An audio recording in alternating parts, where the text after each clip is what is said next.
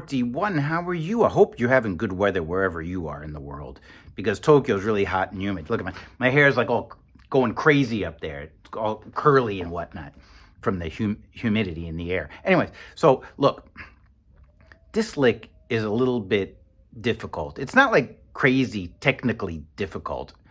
I mean, it's not like, you know, fire is going to shoot out of your fingertips because of all the friction on there from going a million miles an hour. But it's sort of difficult because it's really chromatic and it's a little bit difficult to understand. You know, and I have to be perfectly honest with you. I usually don't admit these things. It took me like 5 or 6 takes to even be able to play it, you know, to get it right myself. Because, you know, as you know, when I do these lick of the days, I repeat the lick, you know, like in every chorus almost. So it's like I have to do it 4 times without making a mistake. So it's really kind of hard. But anyways, I did okay. So I'm really into Barry Harris these days. And, you know, you hear me talk about him sometimes. But Barry Harris was this jazz pianist who, like, played with all, like, the really legendary bebop players in New York, and he's a really smart dude, so he was able to sort of listen to what they played, and he figured out where they put their chromatic notes, and, you know, developed like guidelines. And it's a great gift to us because it allows us to sort of, you know, make up our own lines using these techniques. So Barry Harris has what he calls a chromatic scale, okay? And it's not like the chromatic scale that you're thinking of, that just goes up and down like this one, you know?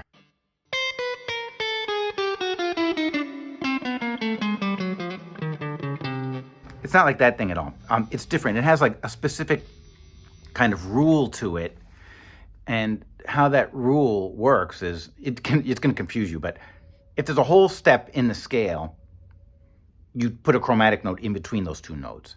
And if there isn't, you jump back to the previous note and then play the note in question and then continue on your way until you run into another half step again, you know. But I don't know, it's a little bit hard to understand. So I'm going to make a PDF, and I promise I'll do another more detailed lesson on it so you can put it to good use. But and I'll post a link to other people that talk about this and maybe do a better job of explaining it than I do. So anyways, the scale looks like this. And remember, look back there. See, we're doing it over the 4 chord. So we're in a G blues. And then when it goes to the 4 chord, here's the 4 chord, right? Here's the scale.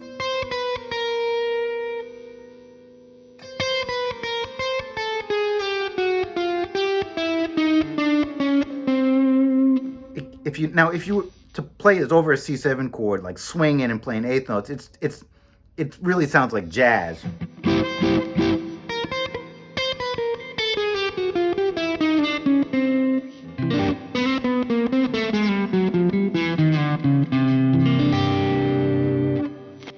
Okay, so and that's the scale that I'm basing this lick on. Now I'm throwing some arpeggios in there.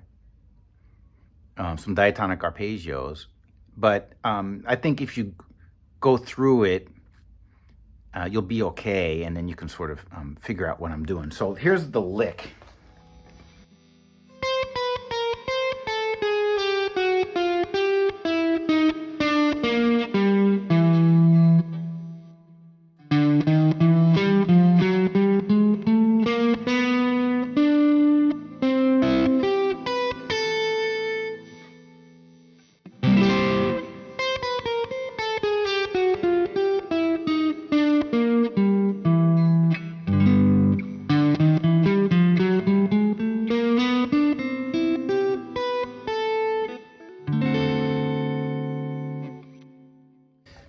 Okay, so let me jump back there and you'll take a look at that with me.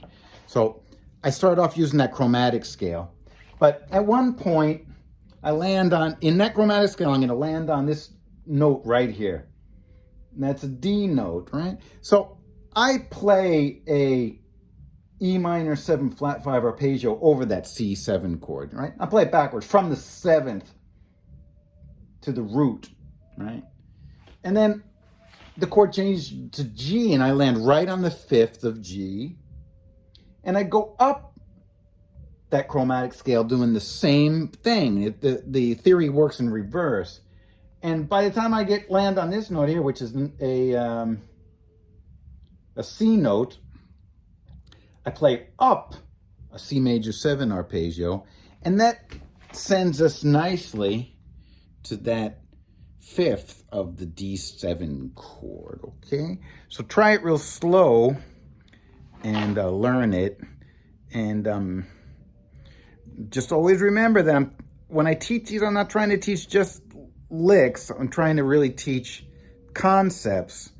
And if you learn the concept, you can forget the lick and make your own licks, right? But, you know, the trick about playing these things is that if you repeat it over and over and over again, and you remember it and you learn it and you repeat it and your fingers remember it, then you can forget it and it'll sort of pop out in your playing without too much thinking. And that's really the goal that you want to shoot for. So good luck and tell me how it goes.